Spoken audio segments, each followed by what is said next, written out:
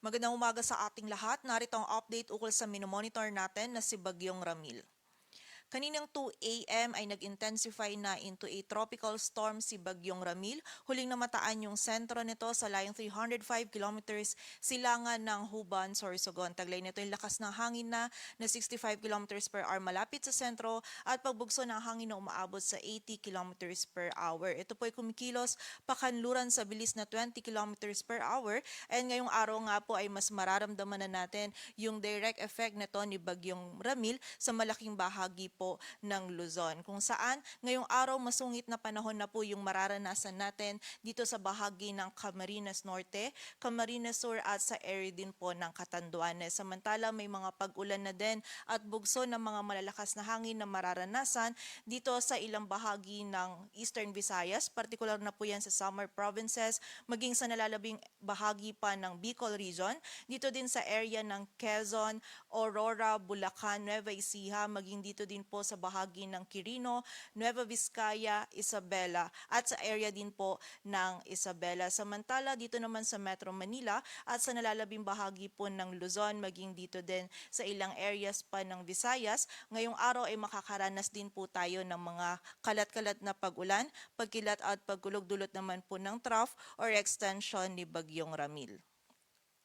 At ayon nga dito sa ating latest forecast track analysis, generally west-northwestward na po yung magiging pagkilos ni Bagyong Ramil at in-expect po natin mamayang hapon or gabi ay posible po itong lumapit or maglandfall dito sa area ng Catanduanes. And then patuloy po itong kikilos patungo pa rin dito sa may central southern Luzon area kung saan mamaya po or bukas po ng early morning ay posible naman itong lumapit dito sa may area ng Camarines Norte and then posible po yung another landfall natin over the area of Aurora or Quezon bukas po ng umaga or ng hapon. And nakita po natin after po ng pag-landfall niya dito either sa Aurora or Quezon area ay tatawirin naman po nito yung northern and central Luzon area. And during its passage, nakita po natin na ma-maintain niya yung intensity nito na tropical storm and nakita nga po natin ngayon hanggang bukas po yung peak na mararamdaman natin yung direct effect nito ni Bagyong Ramil dito po sa malaking bahagi ng Luzon. So expect po natin paghahanda pa rin and doble ingat para sa ating mga kababayan dito sa area ng Northern and Central Luzon, maging dito sa Metro Manila, maging sa ilang bahagi pa po ng Southern Luzon, lalong-lalo na dito sa area ng Bicol Region at ilang area pa po ng Samar Provinces. Sa kasalukuyan po, meron tayong nakataas na wind signal number 2 dito sa Camarines Norte, Catanduanes at sa northern portion ng Camarines Sur. Samantala, wind signal number 1 naman sa Cagayan kasama na yung Babuyan Islands, Isabela, Quirino, Nueva Vizcaya, Apayao, Abra, Kalinga, Mountain Province, Ifugao, Benguet, Ilocos Norte, Ilocos Sur, La Union, Pangasinan, maging sa Aurora, Nueva Ecija, eastern portions ng Bulacan, Tarlac at Pampanga, maging sa northern and eastern portions ng Quezon kasama na yung Polillo Islands, sa Camarines Norte, rest of Camarines Sur, Albay, Sorsogon, Burias and Ticao Islands, northern Samar sa northern portion ng eastern Samar, maging sa northern portion ng Samar. Kung saan dito po sa mga areas na nabanggit natin, makakaranas po sila ng mga malalakas na hangin na dala ni Bagyong Ramil. Sa mga susunod po na issuance natin, posible pong magtaas po tayo or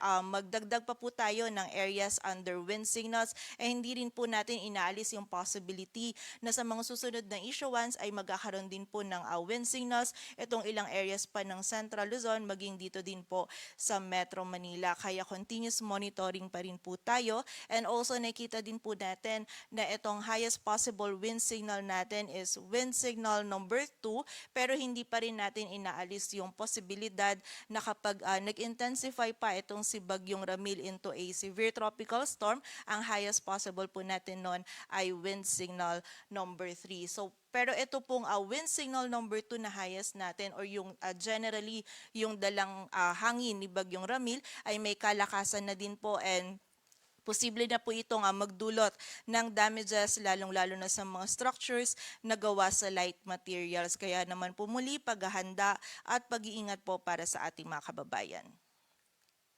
Samantala para naman po sa mga pag-ulan, ngayong araw dama na rin yung mga pag-ulan na dala ni Bagyong Ramil. Mga malalakas po na pag-ulan yung dala nito. Posible yung 100 to 200 millimeters of rainfall dito sa Catanduanes, Sorsogon, Northern Samar at Eastern Samar. Samantala 50 to 100 naman sa Quezon, Camarines Norte, Camarines Sur, Albay, Masbate, Biliran at sa area din po ng Samar. Samantala bukas naman habang mas malapit itong si Bagyong Ramil dito sa may Central Luzon area at tatawirin din itong Northern Central Luzon, mas malaking area na po yung makakaranas ng mga pag-ulan.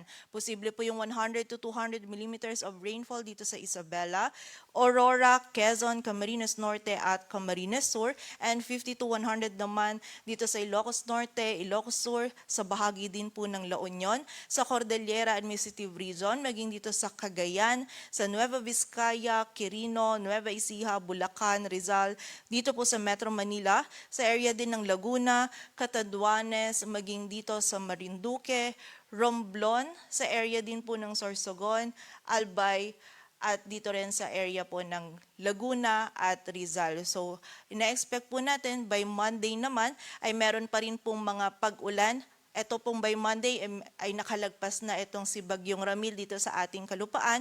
Ngunit posible pong hagip pa rin ng mga malalakas na pag-ulan. Itong area ng Ilocos Norte, Ilocos Sur, La Union, Pangasinan, Abra at Apayao. So muli po, doble ingat pa rin sa ating mga kababayan sa banta po ng mga pagbaha at pagguho ng lupa, lalong-lalo na po ngayong araw hanggang bukas. And makipag-ugnayan din po tayo sa ating mga LGU para po sa mga aksyon na kailangan nating gawin para sa ating kaligtasan. Sa kasalukuyan, meron na din po tayo nakataas na gale warning sa seaboards yan ng Catanduanes, Camarines Sur at Camarines Norte. And sa mga susunod po na issuance natin ay posibleng madagdagan pa po itong mga areas natin na may gale warning. And also meron din po tayong minimal to moderate risk ng storm surge sa mga coastal localities ng Albay, Aurora, Bataan, Camarines Norte, Camarines Sur, Catanduanes, Eastern Samar, Ilocos Norte, Ilocos Sur, Isabela, La Union, Marinduque, Masbate, Northern Samar, Pangasinan, Quezon, Samar, Sorsogon, at Zambales. Kung saan kapag meron po tayong risk ng storm surge, ina-advise po natin yung ating mga kababayan na malapit po sa coastal areas na lumikas po tayo sa mas mataas na lugar, and also suspended din po yung kahit na anong marine activities gaya ng mga pangingisda, paglangoy at paglalakbay dagat. Patuloy po tayo magantabay sa updates na ipapalabas ng Pag-asa. Para sa mas kompletong impormasyon, bisitahin po ang aming website, pag-asa.dowesti.gov.ph at panahon.gov.ph. At yan po muna ang latest dito sa Weather Forecasting Center ng Pag-asa. Grace Castanyada, magandang umaga po.